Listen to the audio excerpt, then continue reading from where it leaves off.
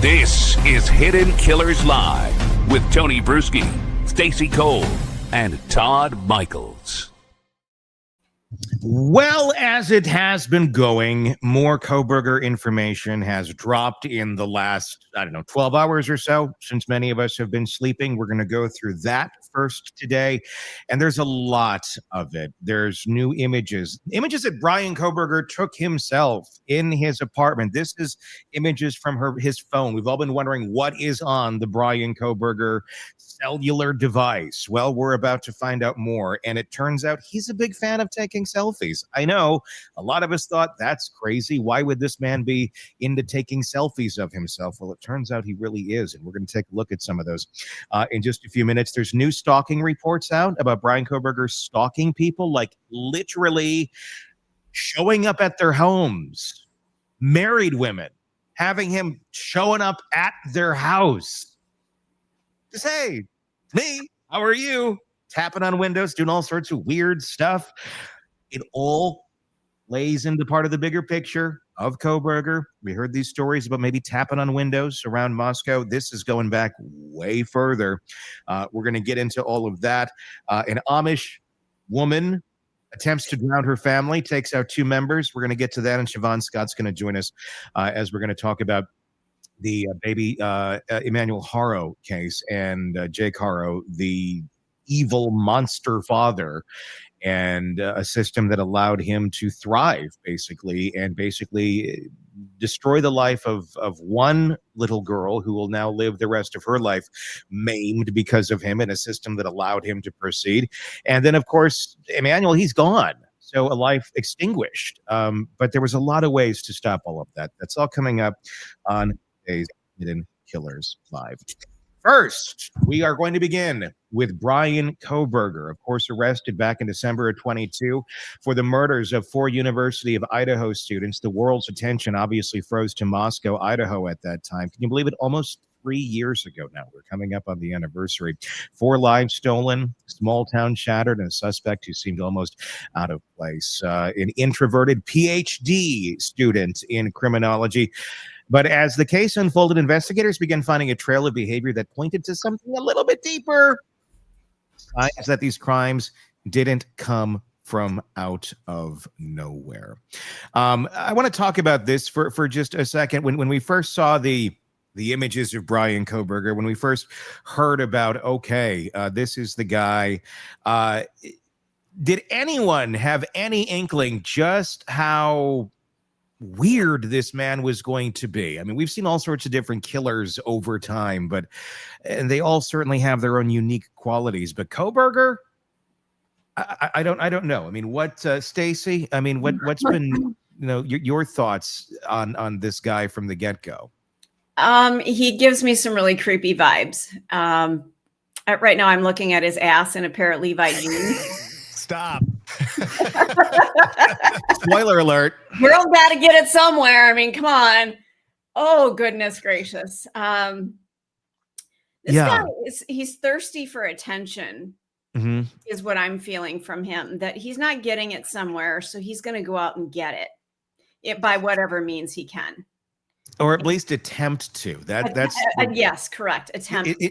In his own way, and then be very rejected and dejected, and then go back to his lair, basically, and then seemingly, figure out his plan of stalking. Well, most people would just go into a dating app and go, let's swipe right, let's swipe left.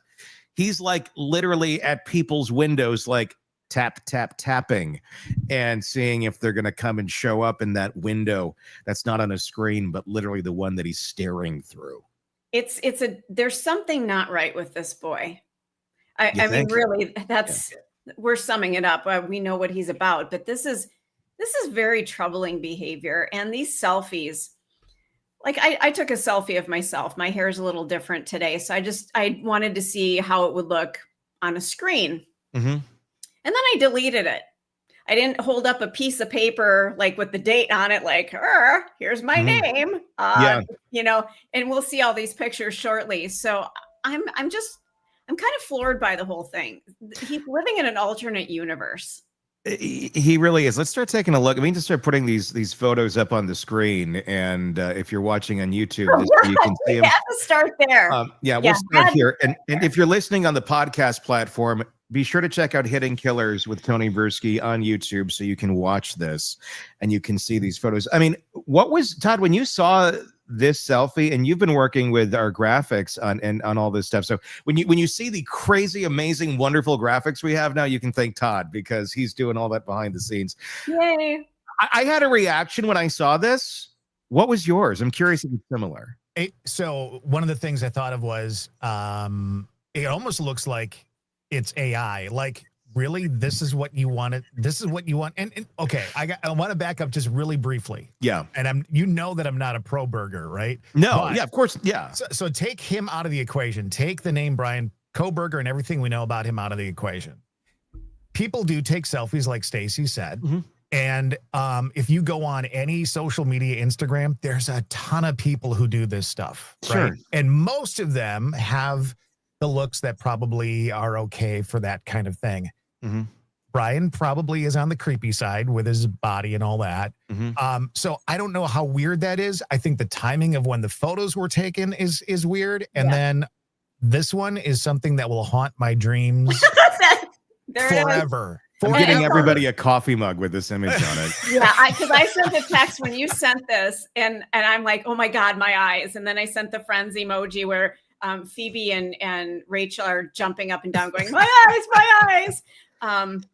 Is that what it was? Yeah, I can't unsee this. I can never unsee what is on my screen right now. I don't know what is he trying? Is this trying to look silly? Is he trying to look spooky? Is he trying? I don't. Is this like just kind of one of those images where you're trying to get your face ready for a photo and you click it too early and it just captures, like a weird in between expression? I mean, if we were to take any of us today, right now, I mean, in the last 10 seconds, we could probably find some weird expression all of us have made if we go to a split second image, 1/60th of a second on a frame rate, and we're going to get something like this. So I'm wondering if this is that, or if this is the pose, if this is, the one he was going for this. It's weird. I don't know any other way to describe it. He's got his eyes kind of in a weird way. His mouth is open. He's got his yellow coffee stained teeth there.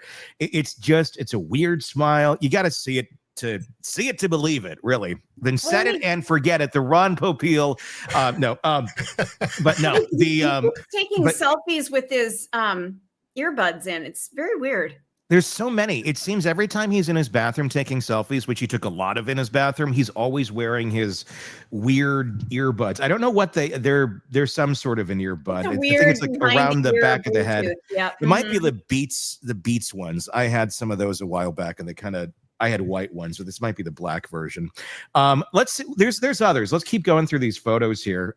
Here he is looking emaciated. Honestly, he doesn't have a build of any sort. He kind of looks starved. If you thought like maybe this guy has a little bulk to him, it looks like, well, this is his vegan diet, I guess, is really paying off of being emaciated looking. You can see his rib cage. He's got his shirt off. He's saluting. That's the weird part to me. Like, okay, I know that he was very proud of his weight loss. I'm guessing. I've heard some of that kind of stuff. But this is after the murders. Right. That's the whole point. Yeah. It's not like, hey, look, I've lost all this weight. My body's not great, but I want to somehow keep this historically in my phone. This is, I'm going to salute in a weird pose after I killed some people. I think this is a salute to Papa Roger.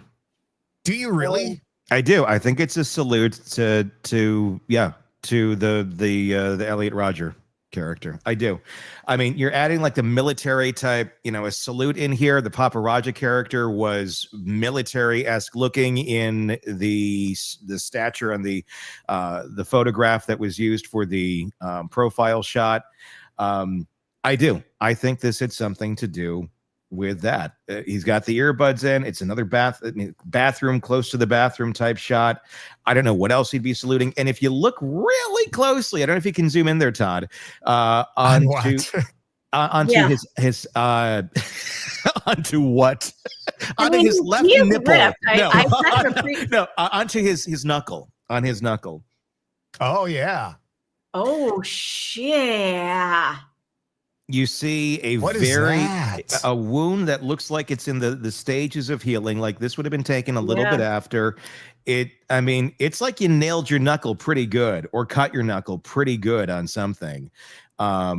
It's a deep cut that's in the, probably a week or two stage of healing is what it looks like.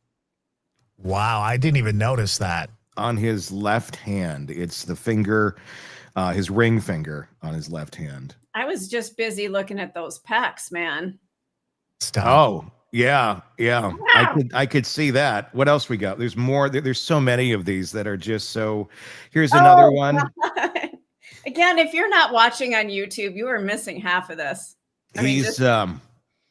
He's got a real nice squint going on. I don't know if this is what he equates to sexy, or I don't know what he equates this to. Strength, power. He's got his fist clenched in all of these photos, and his face is kind of clenched up too. Can we get onto that knuckle at all and see? And ladies, I'd love to hear from you in the comment section. Is this sexy? Is this what we want? It's hard to see, but you can still kind of see that another mark right there. Let's move on to another one of these photos that have just been dropped. Oh, God. Here he is. This is Kohberger.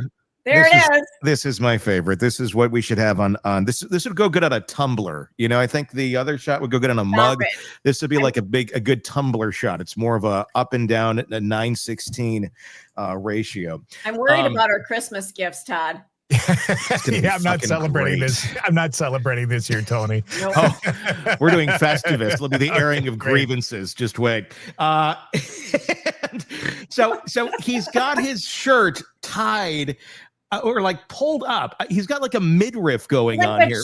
Like a chick would wear, like we tie our shirts at the bottom. We can't see the front of him, but it's like he tied his t-shirt up in a little, scrunchy thing at the front, pulled it up so he's like, it's like a belly shirt, and then he's wearing some jeans that, can you zoom in on the label? Are these like from TJ Maxx or something? No, those are new Levi's, I think. Are they new Levi's? It looks like I can't tell from the tag. That's definitely a Levi tag. It's a Levi. So he's wearing Levi's, admiring his lack of ass, because it doesn't appear that he has one. I'm sorry, ladies like a good ass. I've been told that before. Yeah, I know, it's a true statement. This show is traumatizing me big time today. The constant zooming in is really getting to me. I'm just making a list of the things that I'd like, and I have seen none of it. You're making a list of the things you like? Not of Bryan. Not of Kohberger. When you saw the pictures, let's get out the like list. Let's see if we can add some. Here he is again. This is, again, it's a muscle shot of his emaciated looking body. Got the headset in. Good in that picture. He looks good in that picture? No, he thinks he looks good. Oh, yeah. I mean, he thinks this is exactly where it's at. And I'm not body shaming. If that's what he wants to look like, that's great. But he is making out with himself in these photos. Hardcore. He is. That's probably really what's going on here, since he gets, no positive feedback from anyone because he's so creepy and puts everybody off. He basically has to self-soothe himself by doing things like, and it's good to do. I guess this is self-love for Bryan Kohberger. Well, in his own way, it's admiring himself, which is what narcissists do. So hang on a second, Tony. Todd, this is a good looking picture of him. I can't see what the date says, but again, he's holding up a piece of paper. Mm-hmm. It is weird writing. What are the letters on all these? We figured it out. Actually, Banfield figured it out. So what we have here is him, and he's just wearing a regular old dress shirt. Looks fairly normal, and then he has his name written on there like a 7-year-old would. I mean, literally, the writing looks like about seven-year-old level, not 7th grade, 7-year-old. Then we have a date on this, and there's several of these, and I'm curious. I know what all these codes mean. I know what they are, but I don't know what are they representing. The second line is a date, 7/11/2022. What does the other thing mean? It's a flight number. What? A flight number? They're all flight numbers. For what? I don't know. They are flight numbers or something. I don't know, but I think that we need to look into this. I mean, literally, I've seen these within the last hour. I've had no time to do any digging. But that's for my to-do list after the show today is, and you guys too out there, start digging into this flight. These are flight numbers and these are dates and this is his name. So I'd be very curious to look into I don't know if we can you backtrack flight numbers? Can you look? Yes, can you? Can. Yep. Because don't they change? They update, but you can look at it. But you can look at the specific date. So if he's referencing a date, there's a flight number. We need to look at the date and the flight number and where that would be to, because I think that might. I don't know. I think it's a clue. I think it may mean something, and there's been a lot of. This is 1,000% pure speculation.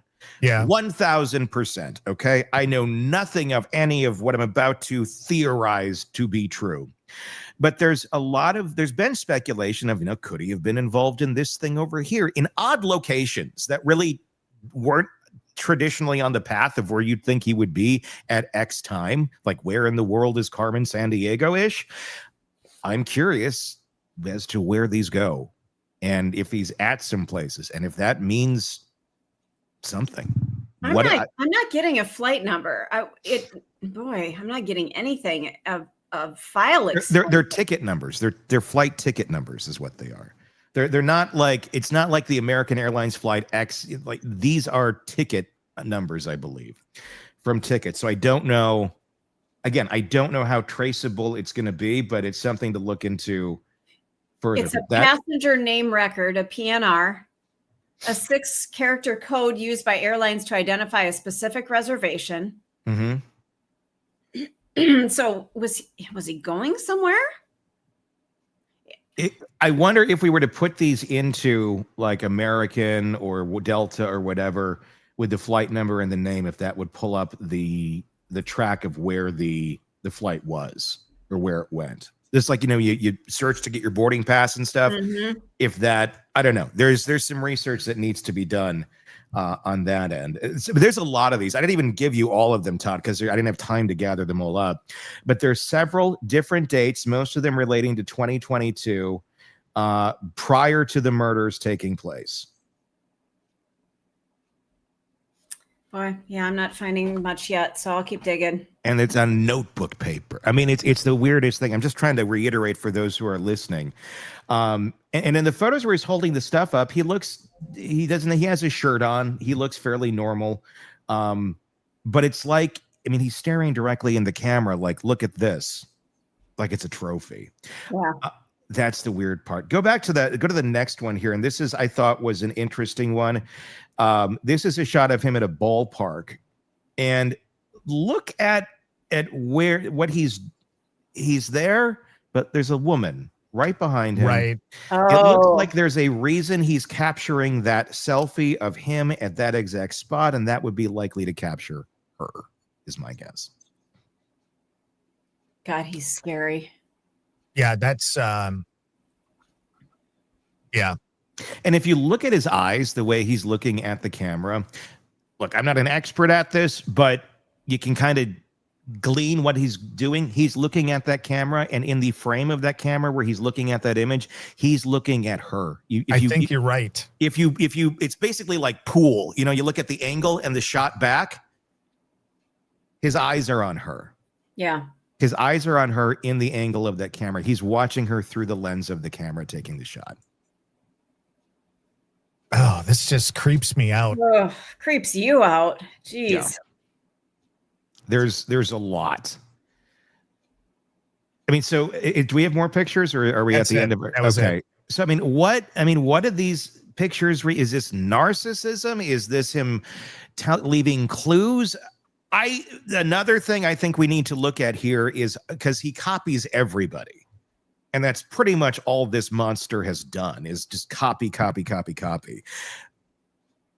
Who else? What other killers did things like this, where they left a document of some sort with their name, their date, and something to do with a flight?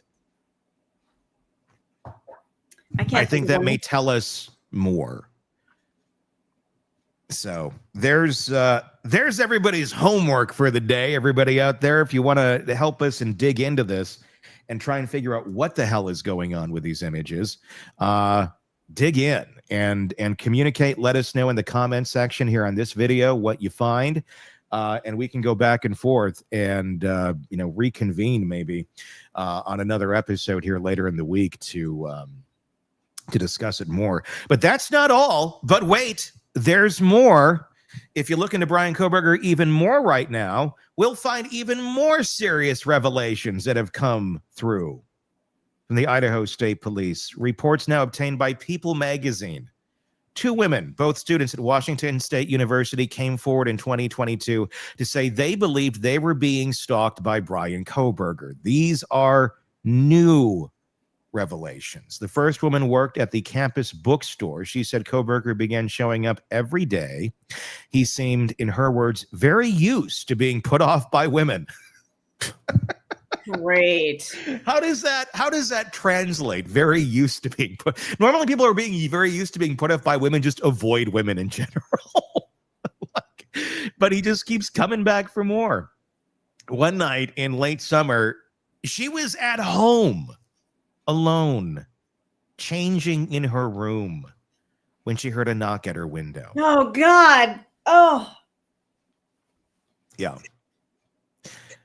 Called her husband, and the person outside ran off. It happened again on another evening. She heard movement on the porch. Her husband came home just in time to see a white car pulling away. Kohberger drove a white Hyundai Elantra. The same car investigators later tied to the Moscow murders. This guy was working up to something, wasn't he? I really wonder if he was just, it could have been any night.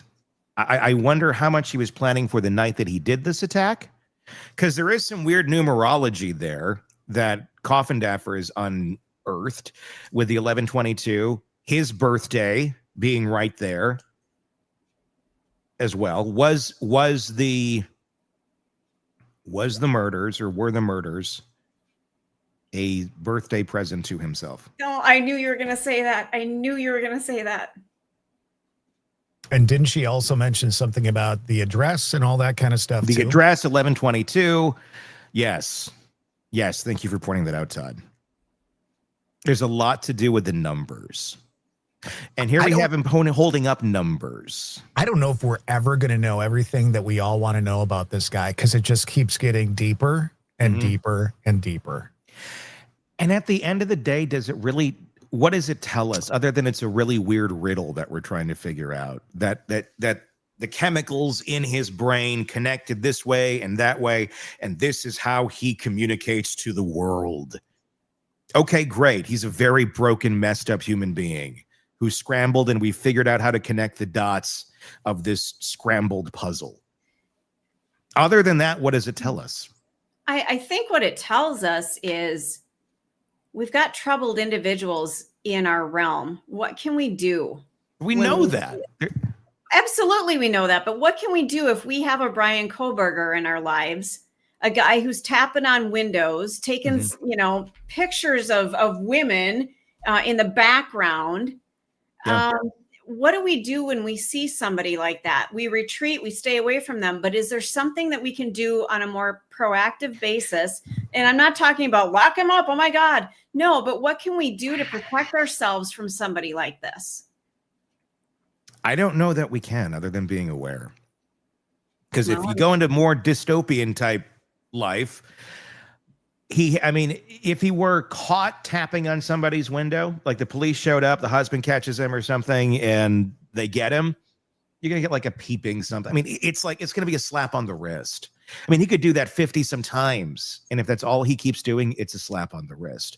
We keep getting warning signs from people over and over. I mean, hell, the Haro case that we're going to talk about with Shavaun next hour, that guy literally maimed his daughter. She's screwed for the rest of her life. Yeah. And he got a slap on the wrist.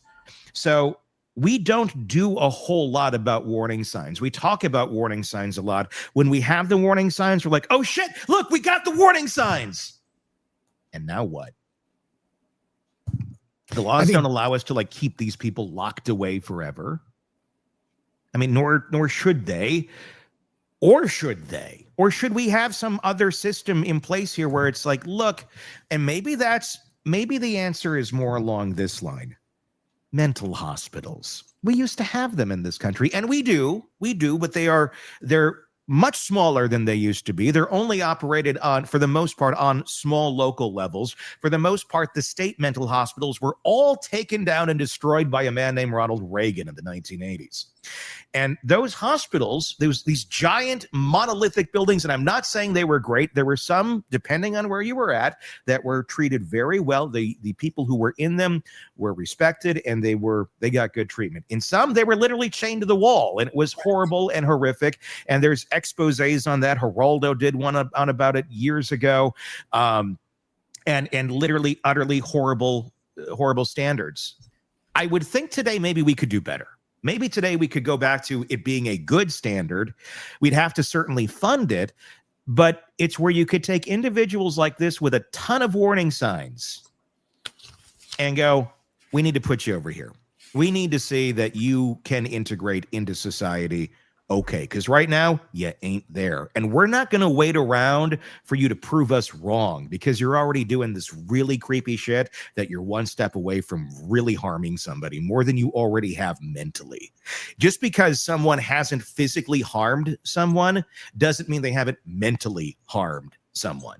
And the fact that we allow people like this to continue to go on after they have done very mentally abusive things to other people, we don't put weight on the mental abuse, even though that ends up being some of the harshest, most damning abuse that any human being can endure is mental abuse over physical. But we don't take that seriously. And we just let everybody to each their own. It's free. I don't know what the answer is, but I think it might be something more in the middle where it's, let's see if we can get you help. And if you prove that you can't be helped, well, guess what? And there needs to be more authority from people, loving critics, as Robin would say, of people around them, like his parents.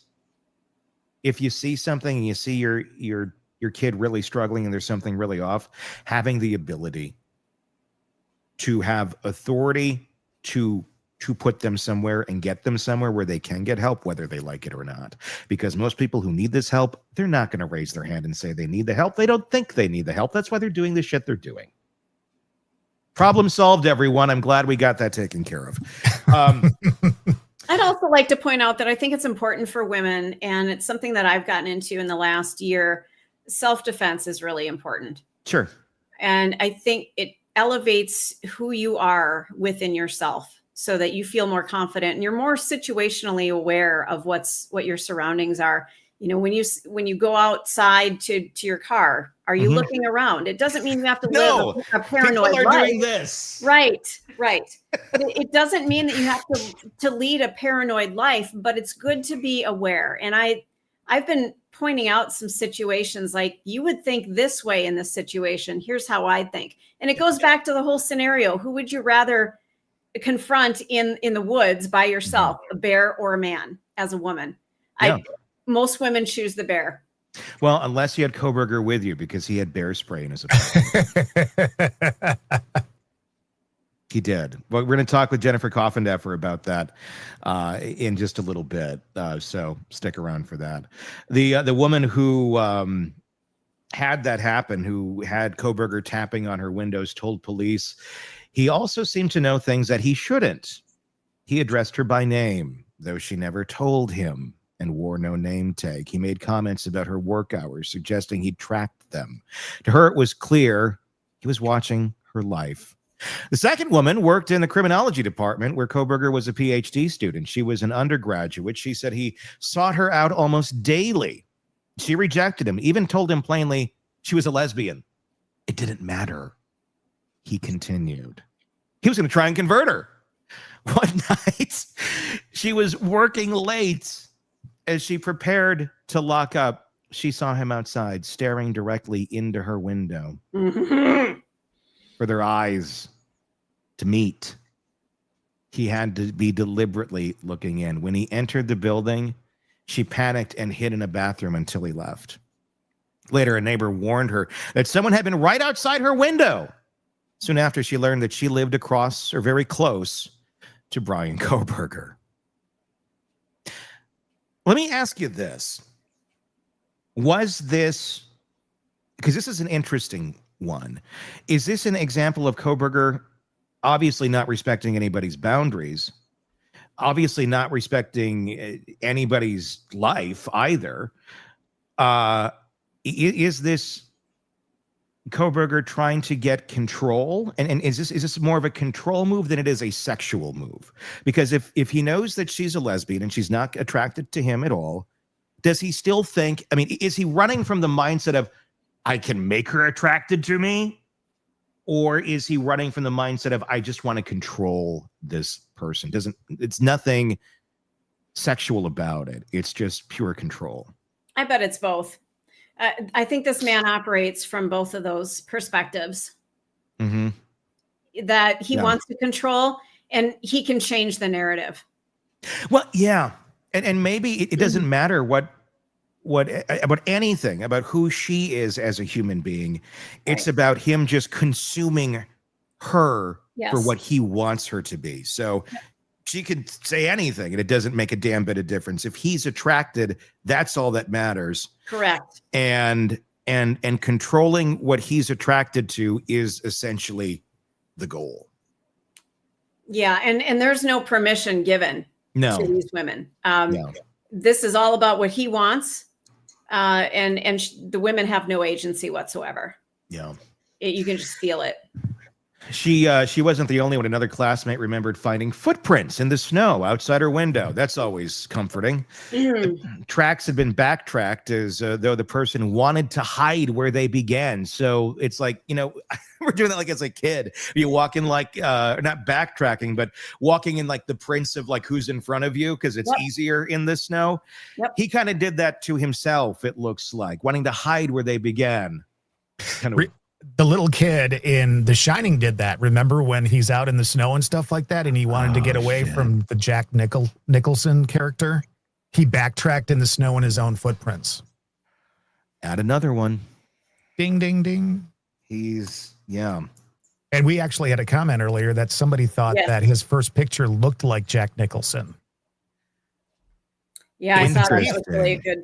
She said she was, I think it was Orchid 1, I think. Mm-hmm. Thanks for the comment.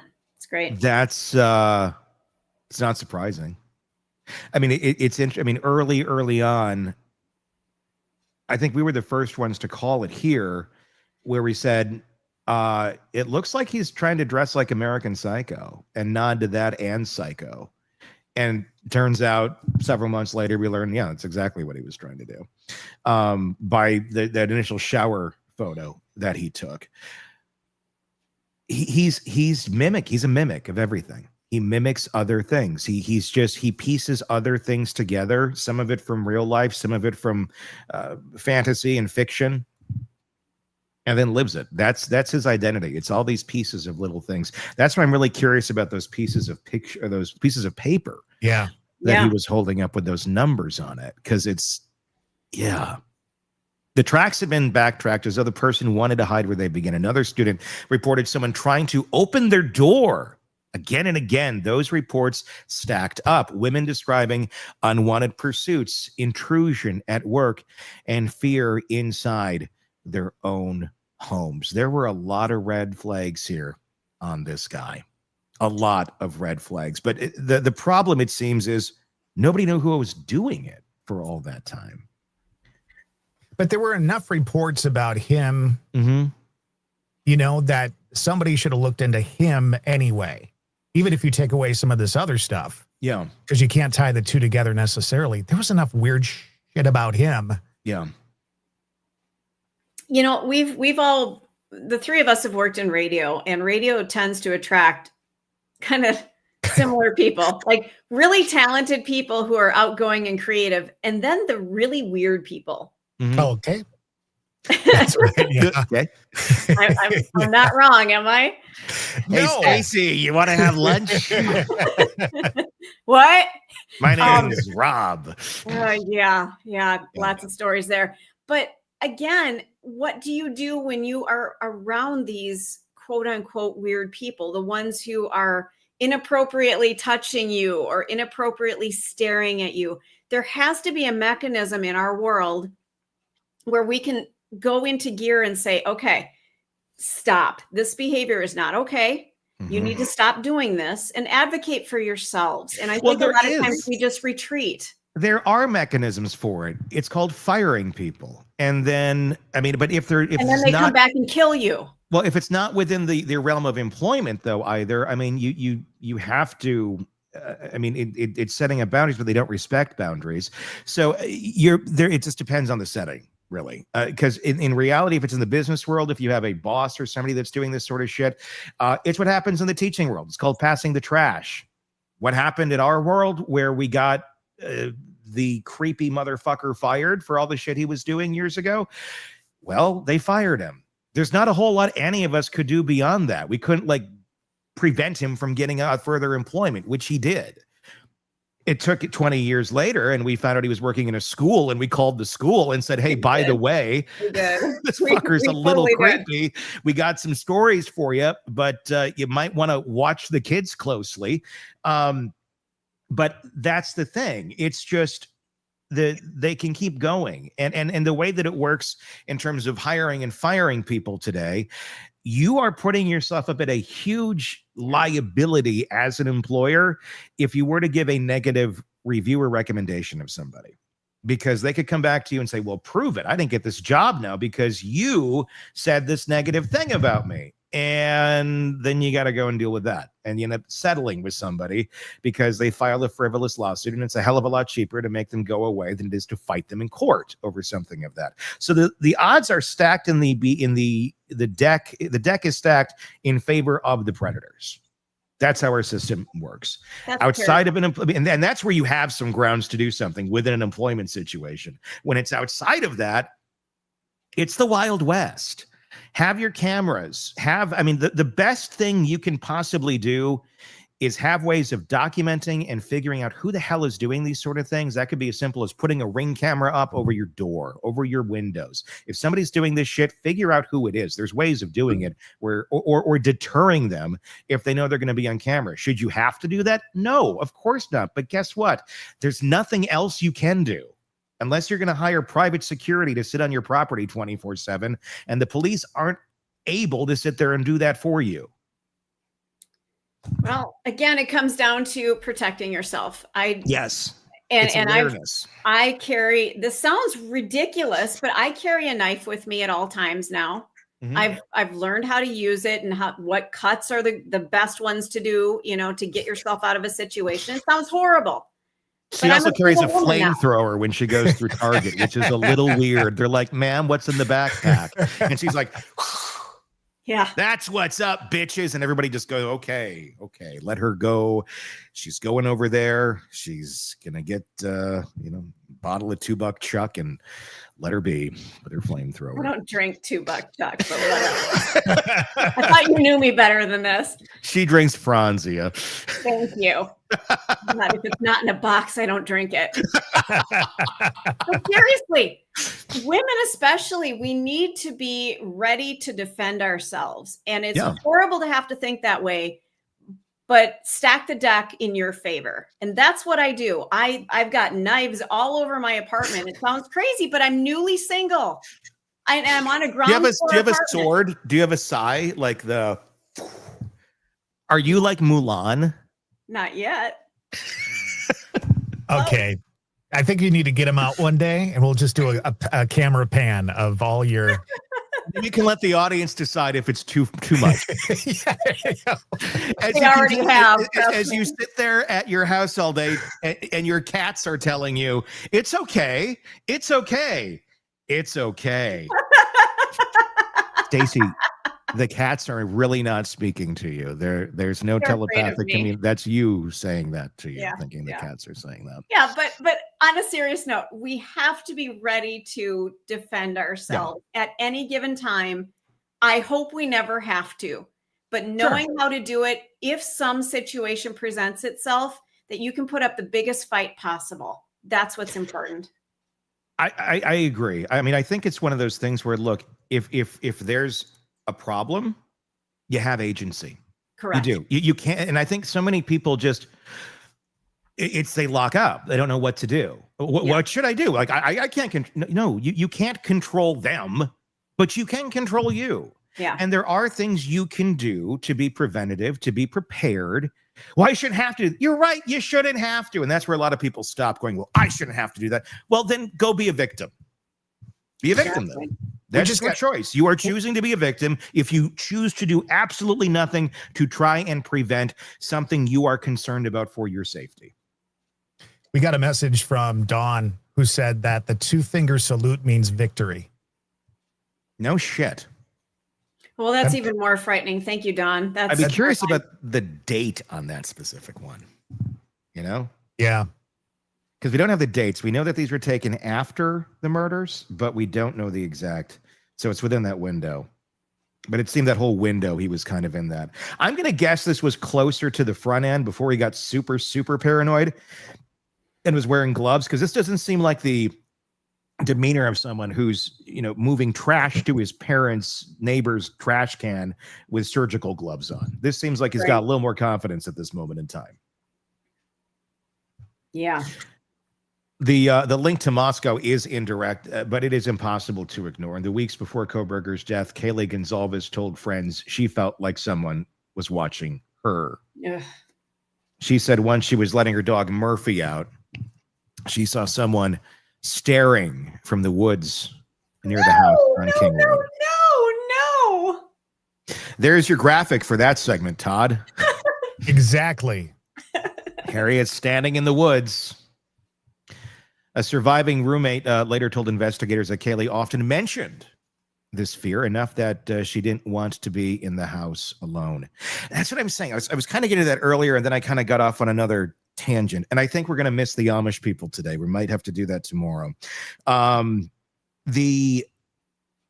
What do you think? Do you think that the King Road house and the date that he chose to go do that was he leading up to that? Was he planning for that? Or did he just finally get the nerve that day and said, damn it, it's my birthday, I'm going to go do this shit? Or was he ready and willing to do this at all these other homes, but never quite had the nerve to do it? Or were they all dry runs? I go ahead, Stacey, if you've got a thought. No, I don't. But that's just, oh God. The more that we've kind of talked about this with some of our experts and speaking with Jennifer Coffindaffer and all that kind of stuff, I think he really had a plan for his birthday. I think that the address had something to do with it. It would be an awful odd coincidence that it didn't. Yeah. And I think he was, just my personal opinion, I have nothing to base this on, but just knowing what I know of him through our conversations and our discussions, I think he was just, these other things he was doing were just things that he was doing to kind of enjoy himself. Maybe leading up to, testing a little bit of this out, testing a little bit of that out, but I think he was just enjoying himself. I think he really planned the Idaho murders, and I think the numbers are tied together in some way, shape, or form. I guess. Do you think that was him trying to be tricky? Like this is my little signature. I'm going to do this on certain, like if he was planning to do more of it, was that going to be his calling card, doing it on certain numeral days that made sense as part of some sort of code? Because other than just the numbers lining up, okay, here's your birthday. It's 11/22, 11/22 King Road, and it's pretty close. It's 11. The date of the murders themselves was that just him in a really dense way going, oh, look at that. That's a numerology, that this is creepy. This is going to be, or because it just seems there's a lot of loose ends if you're just going to plan it on numerology the fact that the murder scene was what it was, and to have the confidence to walk in there and think you're going to off 4 people. I don't think he walked in there knowing there was going to be 4 people he was going to kill. I think it was just going to be like 1 or 2, if that. So I wonder, maybe I just wonder how much he was planning it, or how much it just went awry. with the people. Maybe that is the thing. The numbers were the thing. He thought he was going to get in and get out. The numbers were all just going to line up and look creepy. But the fact that there was all those other people in there is what really ended up throwing him for the loop and surprising him. You know, all I want for my birthday is just a nice dinner and flowers. I mean, am I not reaching far enough for the stars here? I just, what is wrong with somebody that this is what they want to do to gift themselves? I think what you should do is tell a special someone that, hey, you ever hear of boudoir photos? I want you to take some like these, my man. Oh my God. And if he doesn't, he's a keeper. Yeah, that's right. So get a new pair of Levi's that don't quite fit, so your muffin top bleeds over. Mm-hmm. And I want to see that selfie of your ass from a mirror perspective, right? Because was that a reflection? Yes, and you have to request that he puts a large textbook in where his ass is, so it looks like Kohberger's. So it's just like flat and there's nothing there, because you want to be as authentic as you can to the Kohberger. There you go, Stacey. I'm just giving you what you want. Happy birthday. Happy birthday, honey. You're a little early, but I'll take it. I knew you would. I knew you would. I'll take it. Thank you. What do you think he's thinking? And do you think he's going, damn, I look good in those jeans? Oh, absolutely. I think he is. Yes. I think he is. He is so freaking proud of what he has to see there. And again, just if you take the Bryan Kohberger out of it, maybe he's been through a lot with his weight. I mean, I'm somebody who's been up and down with my weight in my life. So when I lose a little weight, I feel good about myself. Sure. I'm not going to take an ass picture in the bathroom, but so you should, Todd. Is that I've ever taken an ass picture in my life and I don't think I've ever taken a body, like I don't even take selfies, you know, unless it's like, oh, we need a headshot for something, you know. It's it's what I'm loving about this conversation with you guys is it's not just creepy to me as a woman, it's super creepy to you guys too. And I appreciate that, because it should be creepy to everybody. It's extremely creepy. Some guys would look at that and go, what? He's happy about his body. He's taking photos. And we may even have somebody in the comments who can't see what's wrong with this. I don't know. I'm sure there's people who don't see what's wrong with it. I mean, it's the same people that I've seen out there. I was rushing this morning because this story popped up. I'm like, shit. So I'm trying to get it together. And then of course, you know, I see somebody that posted some video about it being about why would Kohberger admit to crimes he didn't commit, and it's his mother made him admit to crimes he didn't commit. Like, who in their right mind is still sitting out there thinking that Bryan Kohberger didn't do this? I'm sorry, if you have empathy and sympathy for Bryan Kohberger, knowing what we know about Bryan Kohberger and the evidence that exists out there against him, I would question you being alone with a female, alone with anybody, really. I would wonder where your track record has been. Where's your GPS going to put you at night? If you're sitting there sticking up for Bryan Kohberger to this day, I'm going to guess you may also be a predator or have predatory tendencies. Just a thought. You want to see something, say something? I'd look at those fuckers very closely. Yeah, that's frightening. Very, very closely, because there is something not right with that way of thinking. So that's the latest on Kohberger, the pictures, the new claims of stalking, all sorts of fun that we can break down. And everybody, do look into those numbers, look into those dates, see if you can figure out a correlation as to why those things were on that piece of paper like that. That was very, very bizarre. In just a little bit, we're going to talk about the baby Emmanuel Haro case and Jake Harrow and how this system completely broke down in every which way and form. Shavaun Scott going to be joining us, psychotherapist and author. That's coming up in just a few minutes. But first, let's go to Jennifer Coffindaffer and a conversation I just had with her about Bryan Kohberger and about some more pictures, about the pictures from within his house. Here's that conversation. Stay with us. This is Hidden Killers with Tony Bruschi. Here now, Tony Bruschi. The case against Bryan Kohberger, obviously, he's in jail for the rest of his life. But that doesn't mean there's not new pieces of this puzzle that we are finding and unwrapping and putting into the puzzle going, oh, well, this might make a little bit more sense. We're going to talk about some of the images from that apartment that have been released, the hundreds and hundreds of images from Bryan Kohberger's apartment, his office, and there's some interesting findings in there, including the medication that he was on. Yes, it was blocked off, but we have figured out what it was because there was a medical code that was not blocked off. And we're going to talk with Jennifer Coffendaff, a retired FBI special agent, about that today. But Jennifer, let's start with this. The newly released images from the apartment. It really gives us kind of a rare, intimate look at the environment that he inhabited in the aftermath of the murders. And I kind of think of this almost like not even as an apartment, it is like a habitat because he's kind of like a lizard. And it's just like, oh, well, there's his feeding bowl over there. And there's his little water thing. There's disturbing clarity in what was left behind, from the criminology text to the birthday cards sent after the killings, cleaning supplies, blood stains, chilling handprints. It's not all just clutter. It's a story that is that's being told. Let's look at some of this. Investigators found the graded essays and academic files, some critical of his writing and what he was putting out there to his professors. What did you glean off of? Let's start with that. Some of the papers, some of the academic pieces that were found in his apartment.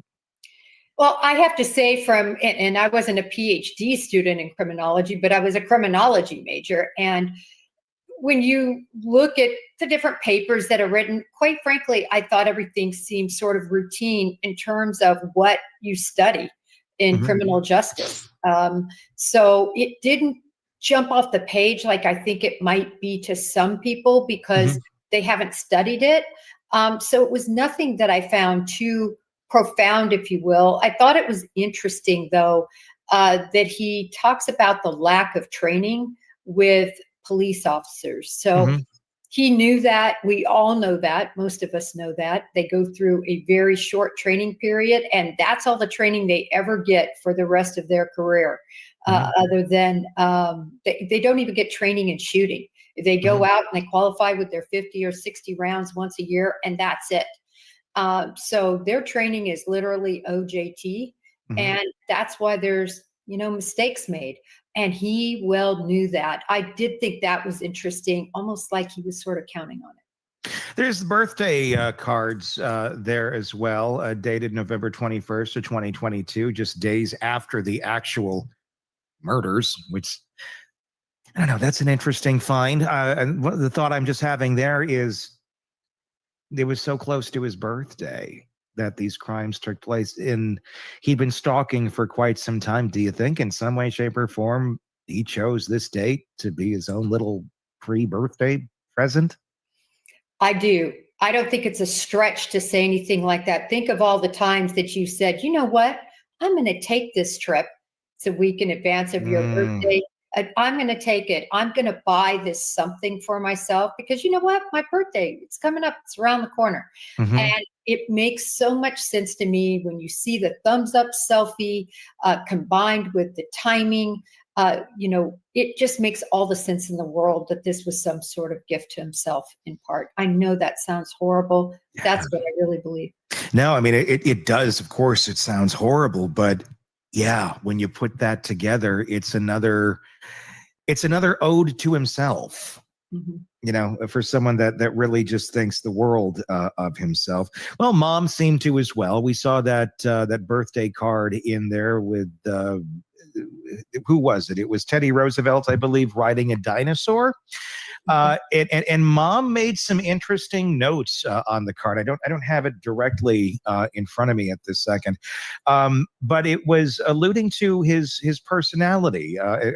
One part being kind of the more formal academic, the Teddy Roosevelt, the other being this dinosaur that's out of control, that's just knocking things down and has no self-control, nothing. It's just out there, this rage in the universe.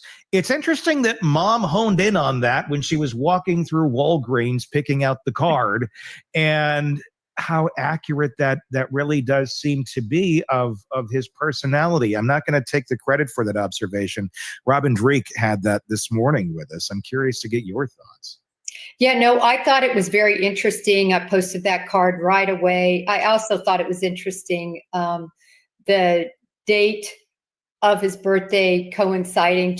It's just interesting with the 11/22 when he decided to do the murders with 11/22 King Road. Just kind of one of those things. Do I think he did it because of that?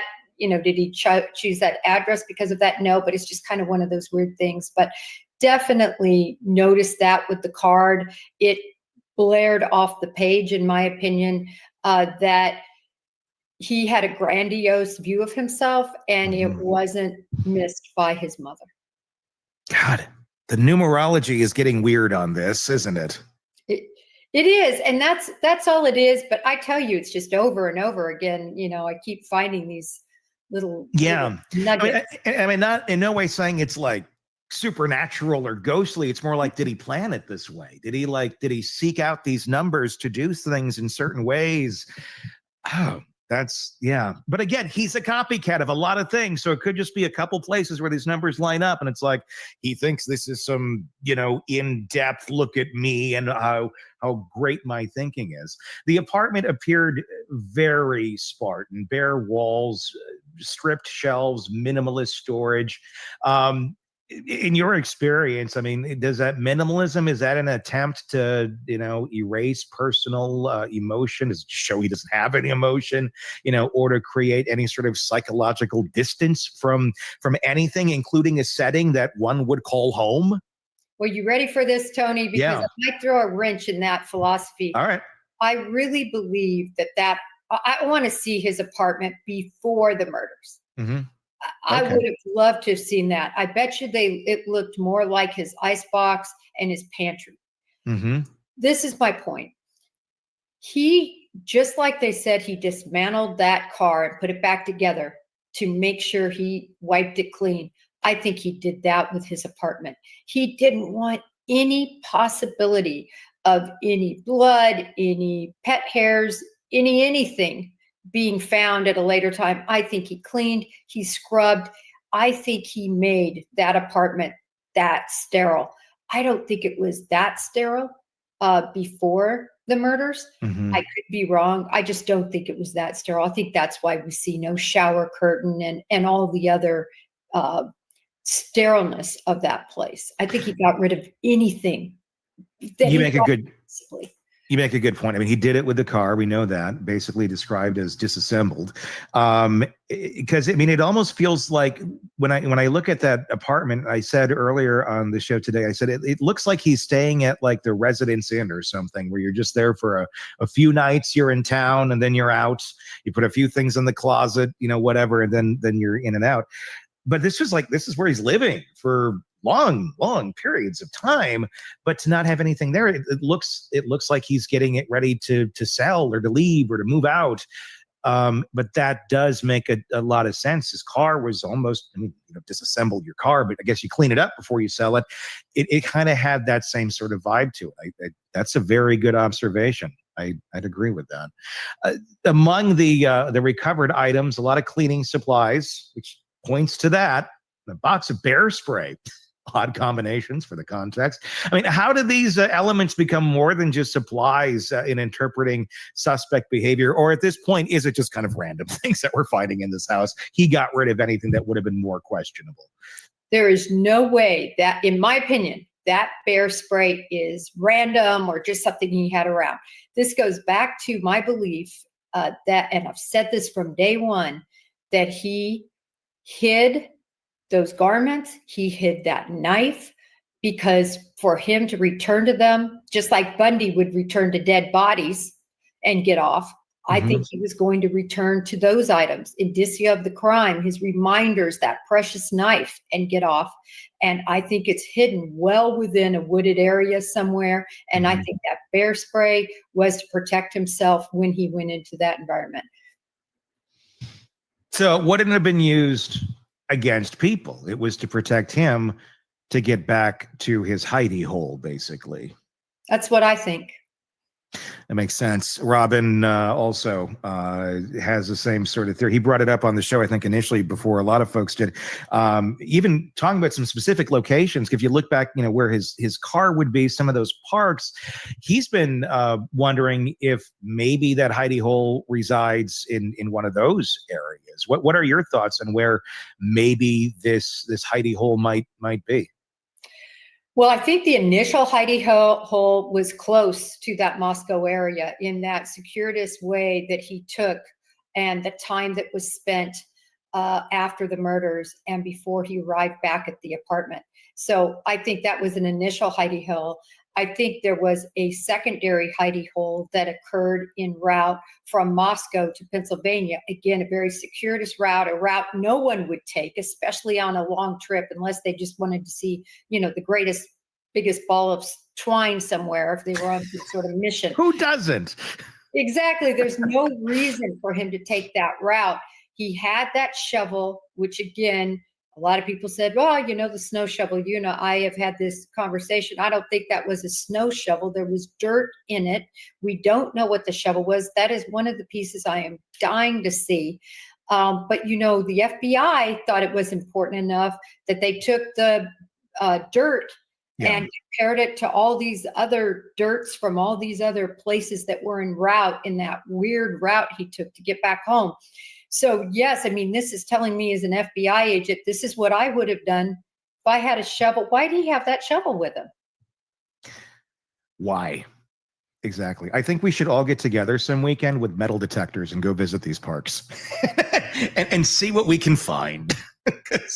He's so interesting. That K-bar knife, for people who don't know, and I really need to take a picture with it.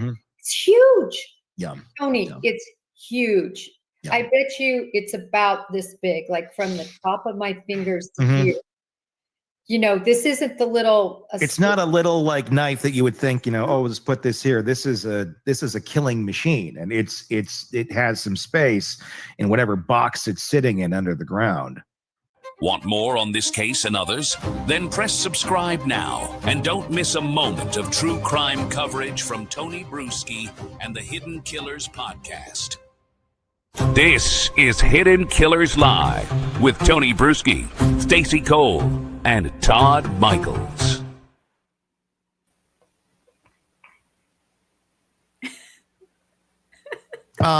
Seven-month-old Emmanuel Haro. We're going to talk about that. He's gone. Prosecutors say his father, Jake Harrow, killed him. And what makes this case so devastating is that it should never have been possible. Just 2 years ago, Jake was convicted of shattering the bones of another infant, a fractured skull, spinal damage, multiple broken bones. Oh, that was his daughter. Yet instead of prison, a judge gave him probation. Like you do. I'm giving you a second chance, the judge said. That chance meant Jake went home free to father more children because he just couldn't stop.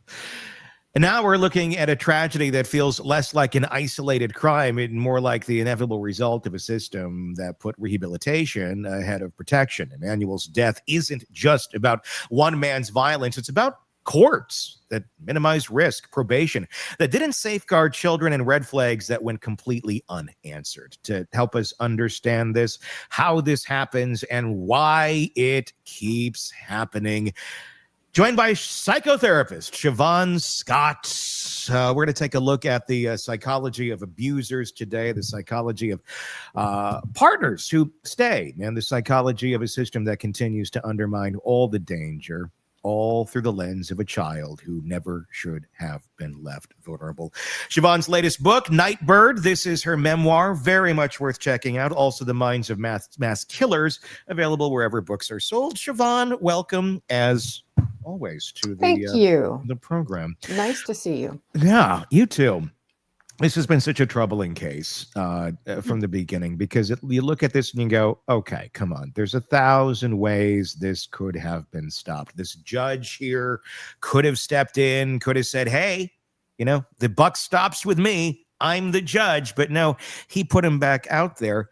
But the information that the judge was basing that decision on, the judge is not out there examining each one of these cases, going into these homes like the CPS workers kind of do. And I don't want to say do, I want to say kind of do, not because they don't want to, but because they don't have the resources to do their jobs effectively. So you get such half-assed reports and half-assed the recollections of are these people safe? Are they not?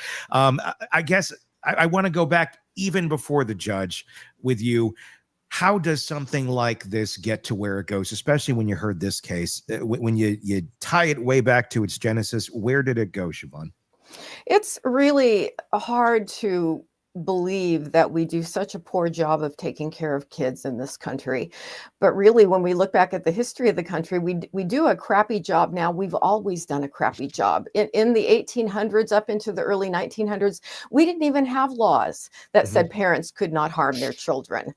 One of the first cases of a child abuse case that was brought to court in the US was in 1874, and it was brought under an animal abuse law because there was no child abuse law to get a child taken away from the biological parents. So animals had more rights at first than children. Animals were protected under law with specific things you could not do to harm animals, but we didn't have laws about kids because it was just assumed that parents always mean well and parents will have the best interest of their kids in mind. And why do we need to worry about it? So have we made some progress? We've made some, but we still don't really do a very good job. We don't require that judges in family court have any specialized training in child abuse, in child psychology, and understanding addiction dynamics and the kinds of things that result in such bad outcomes. Now, there are states that are trying to implement some rules about this to have judges better trained, but it's very piecemeal and fragmented. And for the most part, you have people that have maybe worked in the legal profession for decades and have a lot of experience with criminal cases, but that's not what we're talking about when we're talking about issues involving child safety. It's shocking that, I mean, all of this at the end of the day, it's all about mental health for the most part, because if you had mentally healthy people, they wouldn't be killing their kids. They wouldn't be abusing their kids. These things wouldn't be going on. Yet we don't put any sort of weight onto the people who are out there patrolling this sort of stuff. Police don't have any sort of training for the most part in any sort of mental health understandings of any of the things that they walk into every single day. It's up to them if they want to study up on that. Other than that, it's just up to them to be, good, right individuals that are making the best judgment calls they can based on the knowledge that they have, and no judges having any sort of insight in this. And at the end of the day, it's all based on that. So we're entrusting people to make these life-changing decisions, but going, oh, are you remotely qualified? Do you have any experience in doing this? No. Oh, go make the choices. It's like, hey, we want you to go be the pastry chef, but we know you have an aversion to flour and have never baked a thing in your life.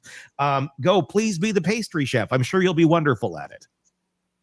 Yeah. And 50% of child fatalities, there's about 2,000 a year every year. We seem to be pretty consistent about that in the whole country.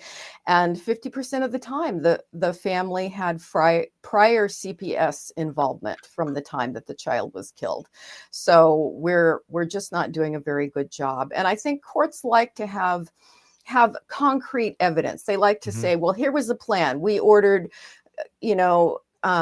addiction counseling. We ordered parenting classes. We ordered this and that. And here's the boxes checked off that this person did all those things. So here's our nice and concrete evidence. And they're confusing compliance with actual change. And people may jump through hoops and look like they're doing the right thing when in fact they're not integrating any of it. And that's the thing. It goes back to the assumptions. We assumed parents were going to, not kill their children. So we had laws for animals. Obviously, that's a bad assumption to make. We assume that that same thing today, that people are going to make the right decisions, that they go into these programs and, okay, well, they sat there, they did this required parenting class. Now they must be a great parent because they sat and checked the box because, well, they were going to go back to jail if they didn't. These are not ways of truly rehabilitating anyone or training anyone into a way of healthy thinking. There's no parent that abused the hell out of their children that's going to take a class on the weekends. It's going to come out of that going, my ways are changed. It was a bad idea to beat the hell out of my kid. It's either there or it's not. And if you're, I mean, go ahead, Shavaun. Just true for parenting classes, true for anger management classes. Yeah. It's people who are, let's just say, really malformed in their personalities. They've got a lot of problems. There's so much wrong. It's not a matter of just not having the cognitive information on what you're supposed to do when your baby cries. It's not a matter of that. It's a matter of, do they have the capacity to regulate their own internal mood state, to have insight, to, in essence, take care of another living human being. It's the biggest responsibility any of us would ever have. And this idea that we can just give them this little educational course and it's this lack of information that makes them a bad parent and now it's all going to be fine. It doesn't work for domestic violence cases and it doesn't work for parenting. Why do we keep assuming that everybody has capacity to do things? Right. I hate that. I mean, does it go back to just the way we look at like everyone and how we've looked at children for the last many years? Like, you can do anything you want. No, you can't. Yeah. You really can't. You can do what you're qualified to do. You can do as much as your brain allows you to take on.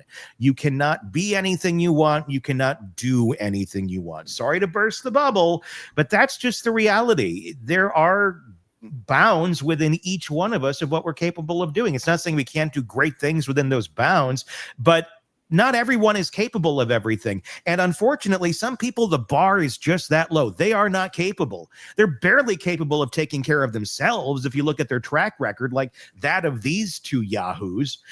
And yet it's like, well, they reproduced. He stuck his penis in her and then goo came out and a baby showed up. That must magically make them suddenly able to be really responsible parents. Let's just give them the benefit of the doubt and hope everything goes well. We assume that everyone has these capacities when they don't. Can we ever go maybe back to a time where we would look at folks to a certain extent and go, you don't have the capacity to do this. You don't. Yeah. And we're not going to allow you to destroy another life or screw someone up so bad that once you're dead because you ended up killing yourself or hurting yourself or maiming yourself or getting yourself arrested. And now this person is just out there to repeat the cycle because they know no better. That seems to be how we function. Yeah, I think you hit it perfectly with the understanding that this positive thinking, right?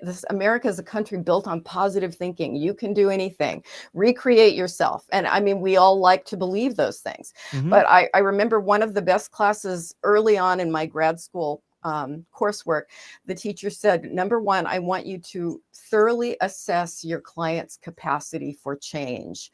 And I remember writing that down and going, wow, the capacity, what really can this person do? And what are the realistic limits that they came into the world with here? And I think that's something that the US doesn't do a very good job of understanding, that you can't just give everybody information and a pep talk and accept that they're going to go out and be transformed. It's positive thinking, right? But it really only takes you so far. And there are people who shouldn't be raising puppies. Yeah, Stacey? 100% true. What I notice is a lot of people live their lives by memes.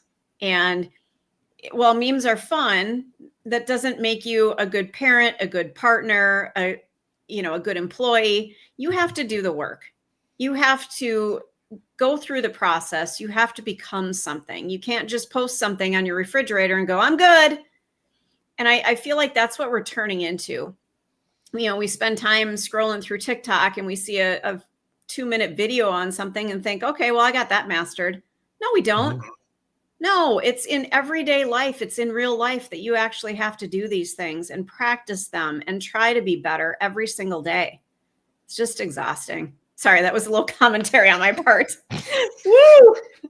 There's a difference between positive thinking, or is there? And it probably depends on the society we're talking about. But I think in America, we have a very big crossover, and we sometimes don't recognize the difference between the two, but they are very different.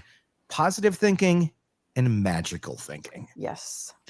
And that seems to be where the illusion gets really convoluted. And people, well, no, I believe in the power of this person. I'm going to pray about it. I'm going to do this about it. Like that's going to do jack shit. This person needs serious mental health help. Yeah. And we're not willing to give it to them. We don't have the means to give it to them.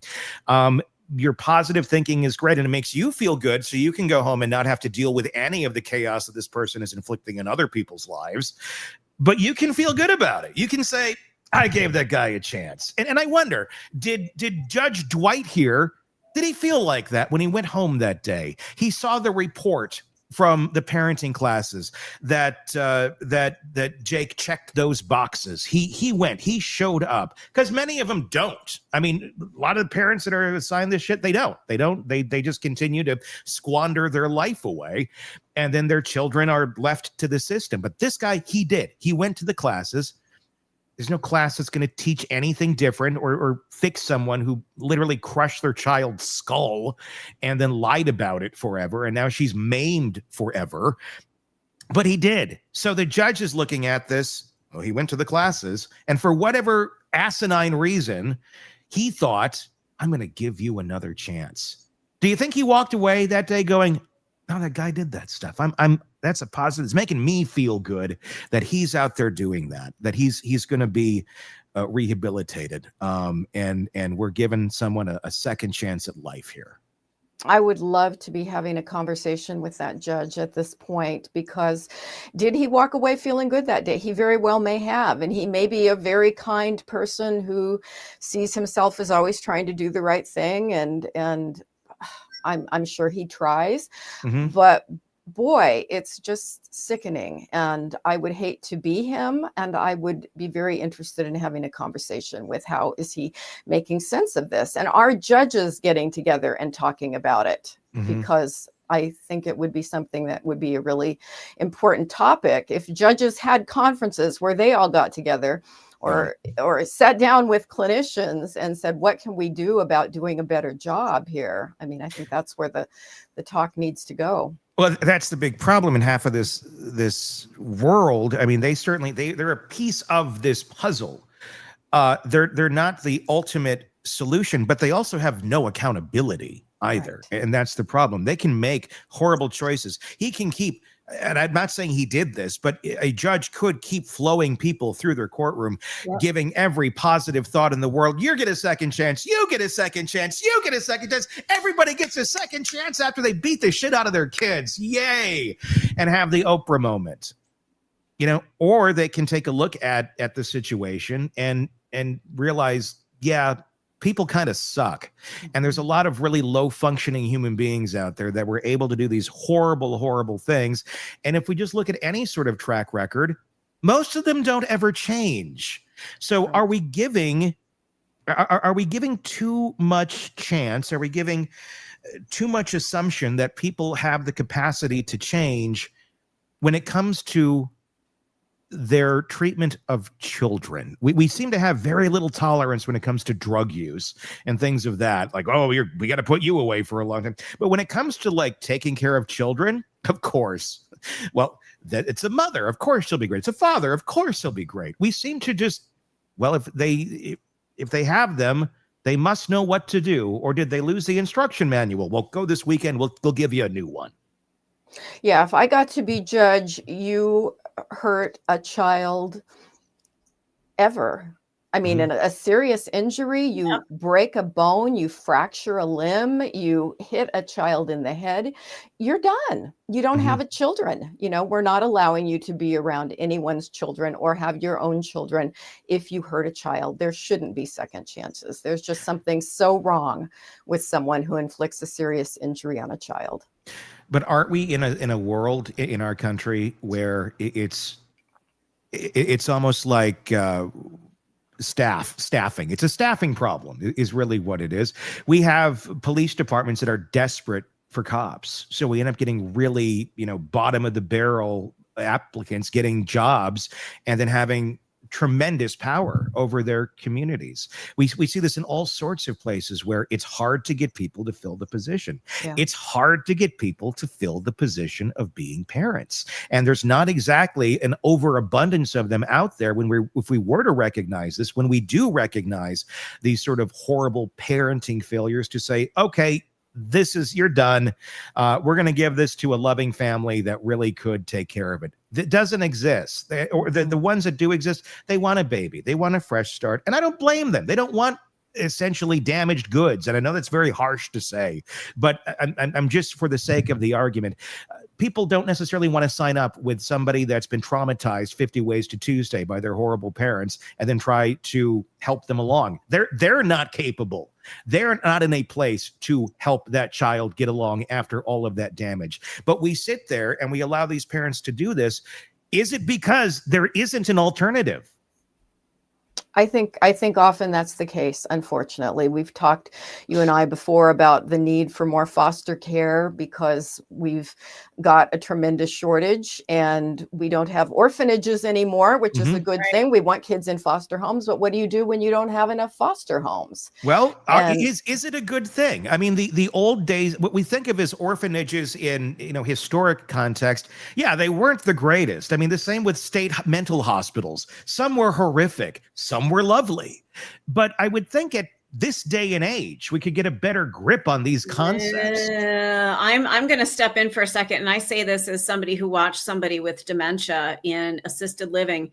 And it was, I want to say $1,200 a month for that care. And while it wasn't horrific, but it was subpar. Well, that's what I'm saying. Can't we do these things better? Instead of just going, well, it was shitty over here for this person. It was horrible in the past over here. Yes, it was, without a doubt. Let's do better. Let's try and reinvent these concepts because they did serve a purpose. There was a reason these things existed. And I don't know that not having them has really helped anything.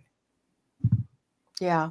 Ideally, if kids are going to be in a situation where they're going to thrive, it would be in a small family type environment rather than in some kind of large institution. Could that be done?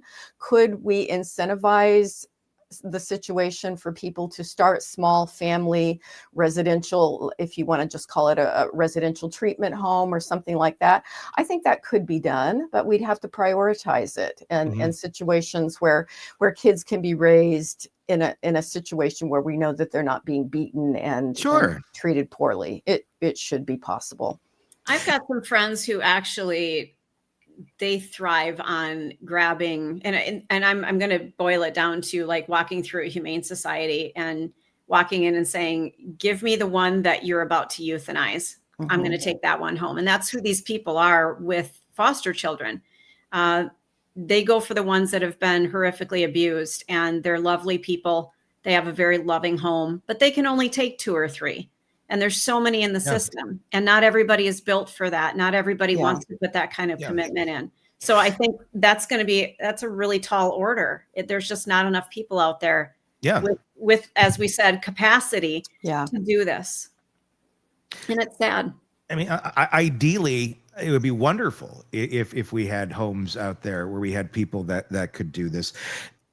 That's where I guess my argument is, well, what's the second best thing? Is it having more of a It's more of a community setting. It's not as small knit as we'd like it to be in a family type setting, but it is more of an orphanage. And then maybe we just change the name to something different so it doesn't have such horrible stigma to it.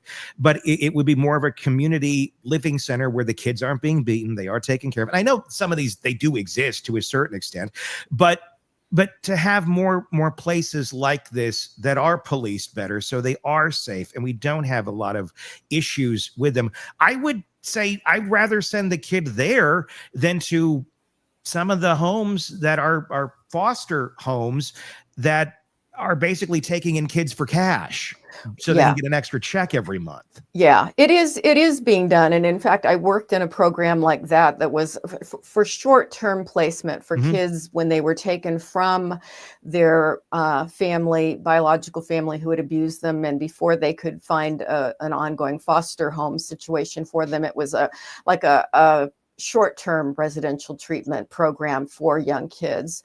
I worked in some for teenagers. This is going back into the 1980s. So a long time ago, we had them. And you had people who were like me right out of college. We were excited, we were enthused, and we would come in and rotate through on shifts. And, so there was 24-hour coverage there to basically reparent the kids. And it was benevolent. It was kind. The kids were well cared for. And is it as ideal as having your own family? No, but if your family is abusive, it's certainly better than that. And it was not a big institutional orphanage kind of setting. So could it be done? Sure, it could be done. Do we need more of that? Do we need more of that? Do we need many more of them? So when the warning signs are there after Jake barely, almost murdered his first daughter, and now she's maimed and going to live the rest of her life like that. So the first time that happens, we can look ahead and see, oh God, this guy reproduced. He should have been away to begin with, but if there is no other place for these kids to go, we're not just sitting here going, well, he hasn't hurt this one yet. Yeah. That's the thing that I think on this case is so disturbing, is the fact that the first child will never be normal. I mean, she is permanently disabled. And so then to go back and have a second attempt here with another child. Yeah, if I were the judge, if I had the power, this person simply cannot reproduce, know. What can we do about that people are reproducing, who we don't have places to raise these children the right way, and we don't want to see these little babies tortured. It's like, what in the world do we do? Can judges anywhere order like castration anymore? Can that be done? Can that be done for anybody? After, I would think like Jake Harrow would have been a prime candidate for such a thing. Yeah, I don't think it's done here. Maybe Saudi Arabia or something. Yeah. Should we have that? I mean, is it? I mean, I guess that's the question, because everyone go, oh, that's horrible. That's crazy. Well, if you're not abusing the shit out of your children, you have nothing to worry about. Right. If you are abusing the shit out of your children, you should be a little bit scared. And the rest of us should have zero pity for it. I don't think anyone would have really objected that Jake's rights were being stepped on in case he wanted to make more kids if he was castrated. I know it sounds extreme, but the extreme shit these people are doing to children, we just seem to look the other way on that. Yeah, it really, it's one of those around the dinner table conversations that we could just sit and go, what in the world do we do? I mean, I just think you should have to have a competency test before any of your sexual parts function. That'd be great. Like your competency as a human being in the real world before you can be sexually active. Birth rates would plummet because no one would be like, nobody's competent. What do you think the percentage would be if the entire population had to take that test? And what percentage of the United States population would pass that test? I could write a really strict test. I could be pretty strict about what the standards are. Yeah. As we go into the dystopian world, as we all take it over, I don't think a lot of people will be excited about that planet, but I think it might be a little more peaceful. I don't know. Yeah.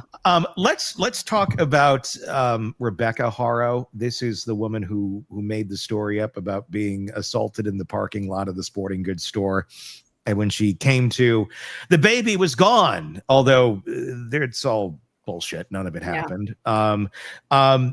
She's arrested and she's been charged with this. She's still standing by her man in prison, at least as of her last idiotic interview that she gave. Let's talk about that. I mean, what the hell's going through one's mind? Let's reproduce with a guy who almost killed his first daughter. This seems like a lovely human being to begin a family with. Dependent personality is where my head went with that, envisioning what would it be like to sit and talk with her. Probably someone who really doesn't have much of a sense of self or identity apart from him, was very likely abused by him herself and has lived in fear of him. Tremendous fear of him, still may be in fear of him, but at the same time have that trauma bond going where she desperately wants to please him, wants to keep him happy, and wants to protect him. And so, yeah, terrible headspace to be in would be what Rebecca lives with. Does that absolve her of guilt in any of this, of being in a household with someone who was capable of doing this and did in fact kill their child? Does that absolve her of any of it? I don't think, as far as a moral responsibility for protecting her child, she had a moral responsibility to protect her child. She has lied to law enforcement. She's going to be found guilty of all of that, I'm guessing. Does it have some weight when it comes to what should her punishment be? The way that she came into the relationship with certain personality problems, her own abuse history, abuse by this man, there is probably where there's some wiggle room with, does that get taken into account? I mean, would a jury hear evidence of what she had been put through, and what, when we talk about her innate capacities and incapacities were, and would that impact in some kind of a penalty phase eventually? That's where I would see it being relevant. I mean, doesn't it come back to, I mean, this sounds really trite, but hurt people hurt people. So it doesn't excuse what she did, but it explains it a bit, right? Yeah, it does explain it a bit. And if we knew her story, we could all, in likelihood, have some degree of compassion for her. But I think when it comes down to, is there a moral responsibility? If you give birth to a child, you are there to protect and keep that child safe always.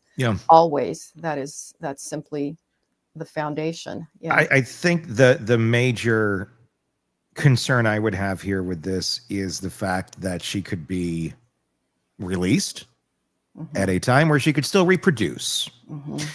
And if I were a betting man, I'd bet that bitch would make some more kids. If she had the opportunity, it probably would happen, because for whatever reason, it would happen. It just seems to work that way with folks like this. And again, another contender, maybe not. You shouldn't be having kids. You've shown us this doesn't work out well the first time or two. But of all the restrictions that could be put onto her, if she were to be released, I'm sure that would not be one of them. It isn't one of them. It can't be one of them. Yeah, no, I agree with you. And so often the folks that we can look at and have tremendous compassion for them on one hand, but on the other hand, realize this is not a person who should be having children. And so often those are the folks who are having children, having lots of children. Way too many of them. I mean, it's a cycle. And that's the scary part of it is, even because once you remove the abuser from the situation, if the child survived, good luck. It's basically, let's hope you get someone in your world that can get you on a good path. Otherwise, it repeats. That's why we end up looking at these folks and go, what happened to you? Oh, okay. Like Stacey said, in no way excuses is an excuse, but it explains. And we're very good at explaining things, and that's great. But we're very, very bad at getting to where the problem occurs that we're trying to explain and avoiding that problem to begin with. And for someone like Rebecca, I would think that if we look at what places here can you make an intervention from a clinical standpoint that might do some good. You might really be able to get her in a treatment program, you know, for women who have been abused and or have had children removed from their care, or, you know, all these different intervention points, and actually do some good with her. So I would say there would be a potential for early intervention before a child is harmed, you know, and before the next one would happen, that you might see some growth with her. Maybe. The question in a case like this, I think, is, you know, is this guy, is he evil? Is he out there viciously killing children? His first story of his daughter was that she didn't even make a lot of sense to me. Like, she got stuck between something, and I'm like, how does this even happen? It probably didn't. That's the thing. He had that story. The story on this child, which has been changed a few times, there's allegations that he told police he accidentally rolled over on Emmanuel and then went out into the desert or whatever, and then buried him to grieve so he could go back and see him again later. Do you buy it? Do you think this is just a completely incompetent moron who rolled over on his baby child, who you should not be sleeping next to at 7 months old, because you could roll over on your child and kill it? Right. And he's just that stupid and did that? You know, or is this, you know, a horribly abusive? I mean, you can go either super incompetent, which I would buy, or super abusive, or really a combination of the both. But how do you know in a situation like this? I would guess that story was the best he could come up with, and it's not a very good story, which doesn't speak very well of his intellect. So I would guess that he was acting out in aggression, and that's certainly what appears to have happened in the first case with the first child. And this is somebody with poor impulse control who likes things to be a certain way, and babies get in the way. Babies are noisy. Babies get into things and test parents' limits all the time. And I'm guessing this is a person that has very low impulse control and just lashes out when he's angry. Yeah, that's somebody you really want to spend time with, isn't it? Seems like one you'd want to swipe right on, right? You're like, he seems like a great one. He's going to be great guy. He's going to be great. So when we go back to the assumption we were talking about earlier, that all parents, they're capable of this, they're capable of that because they are parents. It seems there are so many that are completely missing the parenting gene. Maybe it's not a gene, but the parenting blueprint. Not that we all have it. I mean, it's a crapshoot when you have kids. You're like, well, let's figure this shit out. But usually you can kind of have some place to start to some way, shape, or form, or some degree. But there seems to be so many that have zero clue that this is a life in front of you that you need to take care of and protect. The attention just strictly stays on themselves and their own humanity, or lack of humanity, their own narcissism, their own needs, and have zero. It never flips over. It never flips over to, this is the person I have to care for. And I know many parents that are good parents. We all kind of say, yeah, when they showed up, the switch flipped. And it was like, it just happened. I think for a lot of people, it doesn't. And do we need to identify that sooner in parents? And what do we do when we do identify that before anything ever happens? Yeah, you have to have a tremendous amount of maturity to care for another infant. I remember I was only 16 when I had my first, which is, we would say, not an optimal age to be parenting. But I remember bringing the baby home and looking at it and going, okay, well, I've done the breastfeeding and I've done the diapers and I've done the this and I've done the that and I've jumped through all the hoops. Now, when do I get a break? And it's like, never. And I remember sitting with that reality of, you never, ever get a break. And even when this kid is 18 and moves on and is in college or whatever, it's like, you're still parent. You're still needing to be present for that person in some way at some time throughout the course of their lives. It's like a role you're never not occupied with. And there are people who just seem, no matter what age they are, they don't have that capacity to put another person first, to put their own needs aside. And, you know, it's how do you identify it? I don't know that you always can, but certainly we do see a lot of times where folks do not have the stability and the maturity that they need in order to put their kids first. And that's why we are talking about what we're talking about today. Does you know, that come, oh, go ahead, Tony. I was going to say, does that come from example? Does that come from conditioning, or is that something that is just in us, or just not in us? I think it's maturation. It's that, you know, that certain level of maturity that you have to get to yourself. And some people are, I mean, I was capable at 16 of being a very mature person. Yeah. Yeah. Many people never are. Sure. And so it's just sort of that way that you develop. And certainly if you were raised in a family by wonderful, mature, giving parents who could always be present for you and meet your needs and knew how to set boundaries and limits and do all those adult kinds of things, but always see that your needs were met and cared for and you were in the right environment and all of that. If you were raised in that kind of home, you're going to integrate that in a much better way than somebody who was never raised with that. Yeah. I agree. I never had that drive to have children, and it felt really strange. I've never changed a diaper. I mean, I have made it to the age that I am. I have never changed a diaper. Now, I've just never felt the draw. I'd see a baby and I'd be like, here, you can have it back. I don't want it. But I'm not kidding. I mean, it's almost offensive and it's good you recognize that in you. I did at a very early age. I was never drawn to infants. And I felt like there was something wrong with me as a woman that, gosh, all of my friends are just like, oh my God, look at this baby. And I'm thinking, ew, it just spit up. You know, and I was absolutely disgusted by these things that were pooping and vomiting and stinking and crying all the time. And as I've gotten older, it's kind of settled down a bit, but I had stepchildren who had babies, and I was just like, I can't, please don't make me hold it. Please don't. But you put a puppy or kitten in front of me, I can't get enough. That puppy or kitten could crap on me, have diarrhea on, I don't care. And you would have been the one setting the law for the pets before the children in 1848. But I know this about myself, and I just don't think other people are that aware. They give in to the peer pressure. They see your friends doing all the babysitting and you have to be doing that, but you're not comfortable doing it.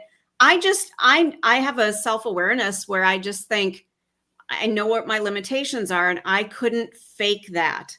It just, when I hear a baby crying, it's just like fingernails on a chalkboard. I can't deal with it, but I never pretended that I had to do it. I never gave into the peer pressure. My career was very important to me. Having my pets were very important to me. A good relationship's important to me. Those are the things that matter to me. And I think you need to be true to yourself. If you don't want to have children, nobody's forcing you to. Yeah. Unless you're forced. Well, I mean, unless that happens. Yeah. That's a whole other discussion, of course. Exactly. Of course. Yeah. Of course. But yeah, if that makes me a weird person, I will own it. But I just never wanted a child. And again, so it's a fair warning. If you've got an infant and you want me to hold it, I'll do it competently. The child will not be harmed, but I will not enjoy it. I don't think there's anything wrong with it. I think it's good that you were aware of that. Again, there's nothing wrong with not wanting to have children. There is nothing wrong with that. It's not for everyone. No. When you first become a parent, when you're surprised, oh shit, I'm having a child. It's scary as hell. But I think you would have figured it out. There's something that does seem to change in a lot of us when it actually happens, but it doesn't for everybody. Right. And it's be impossible to say or no with that. Let me ask you this, Shavaun.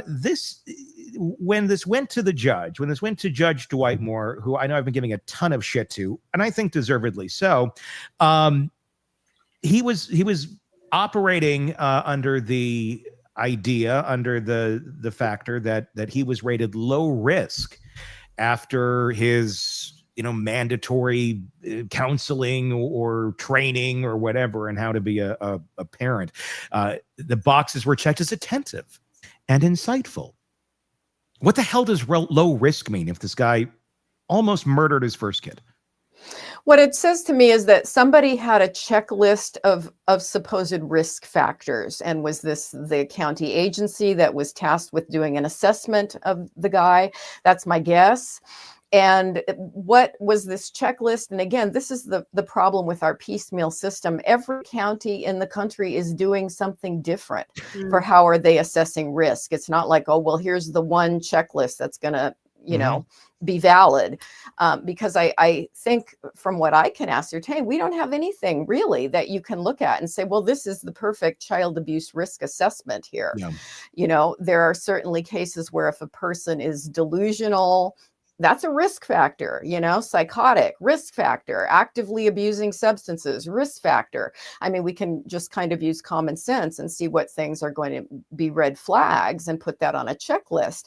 But for whatever reason, there was nothing, again, this was not something that had any clinical significance from my point of view, whatever this checklist was. So he was compliant, he was polite, he jumped through the hoops. If they told him he needed to go to a parenting class, he said, fine, he did it. Okay, that really doesn't carry any weight with me as far as whether a person is going to reoffend or not. So again, it speaks to me of a flawed system, a flawed checklist that's probably not valid for what they're wanting it to be used for. And again, a piecemeal system where in this very big country, everybody's doing something different everywhere. And in systems like this, I would, again, everyone's different, but I would assume in a good chunk of them, people's employment as the individual who's maintaining the program, who's functioningly moving these people through, and they have the pen that's checking the box, probably depends on people coming out of this program as low risk. The freedom of these very people in these programs depend on them coming out as low risk. So it's not hard to game a system where both people in the room have an incentive for that person to come out with a certain check behind their box that says low risk. One doesn't want to lose a job. The other wants their freedom. And if it's just, okay, we're going to go through this module now.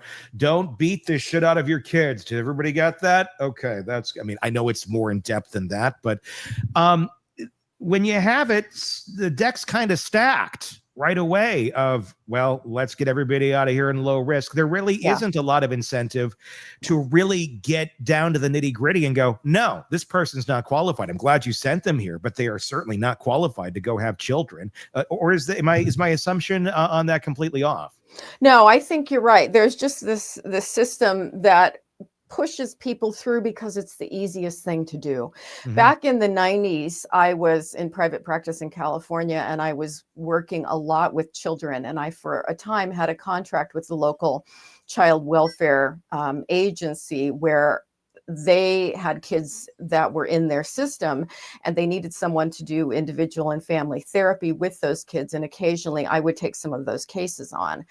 And so I wasn't actually an employee of the child welfare system. I was in private practice, but I worked with the kids. And there was one case in particular that I worked with for about 5 years, a little boy who had been extremely abused by a mother. He had been taken away from mother, placed with his biological father, and was thriving and was doing so well. And I worked with him individually, worked with the father, and met with he and his mother. And there was so much wrong. And every part of my being said that this lady was dangerous and was not safe. And I wrote report after report after report after report. I can't even remember how many times I was subpoenaed into court to testify. I was fighting the idea of unsupervised visits for him with her. I mean, there was no doubt in my mind that she should not have custody of him, but definitely should not even have unsupervised visits. There were just so many things wrong. And After 5 years, the court held off for 5 years, but after 5 years, she was given unsupervised visitation for a weekend with him. And the first weekend that she had him, now she didn't intentionally kill him, but she plowed into the back of a semi truck driving with him. She came out fine. He was decapitated. And I went to the funeral and I was so distraught. I had nightmares about that child and that situation for years. And that was the case that I stopped working with kids. It was after that. I just said, I just can't work with kids anymore.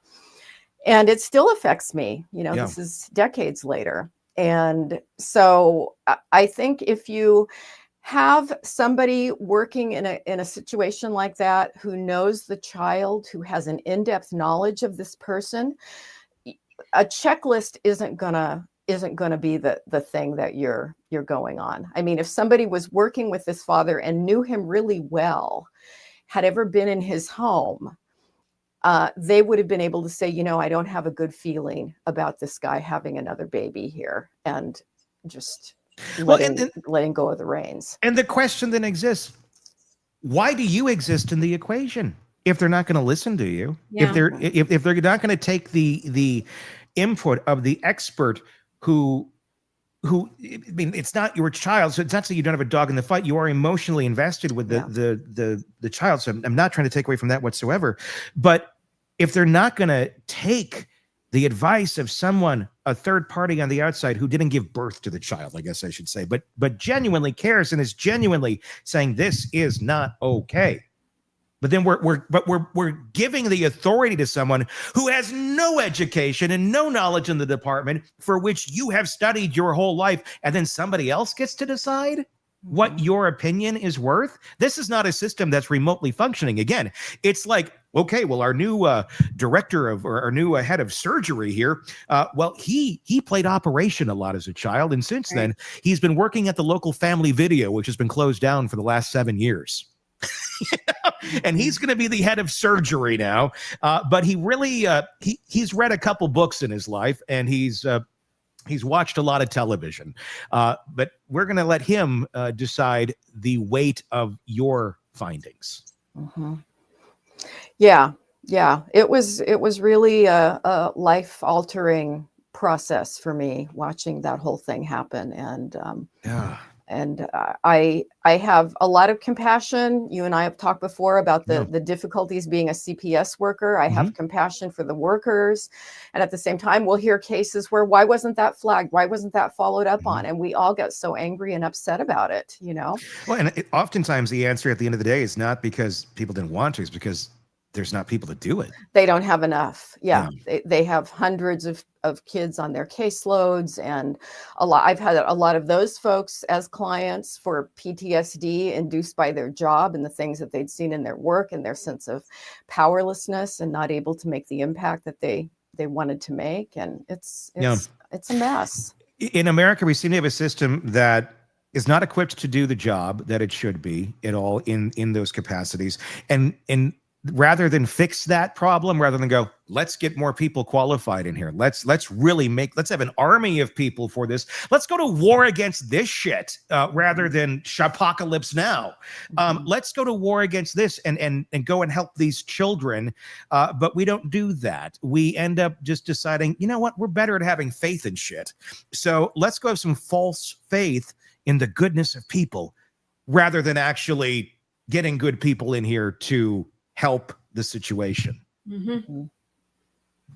It's I'm glad we solved all of America's problems today in the child welfare system, but certainly a light that just needs to keep being shown on this shit. I know it's an icky topic, people don't like to hear about it, and if you have your family and everything's great and wonderful, this is somebody else's problem until it's yours, until your kid gets involved with somebody that's not the greatest, until someone you care about ends up in a situation like this. Oh, it doesn't happen to my family. The fuck it doesn't. Dig a little deeper.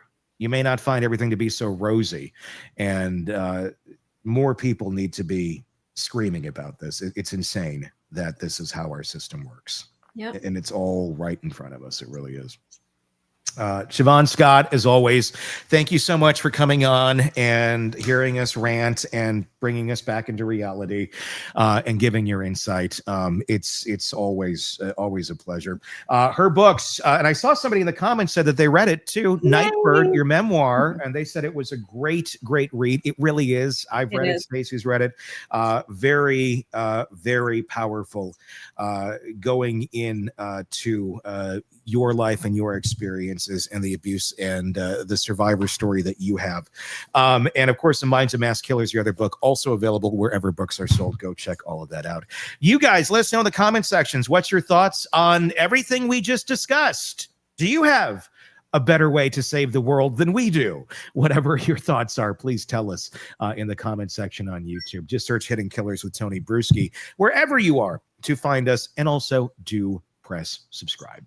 That's going to wrap up today's edition of Hidden Killers Live. For Todd, for Stacey, for Shavaun, I'm Tony Bruschi. We will talk again real soon. Want more on this case and others? Then press subscribe now and don't miss a moment of true crime coverage from Tony Bruschi and the Hidden Killers podcast.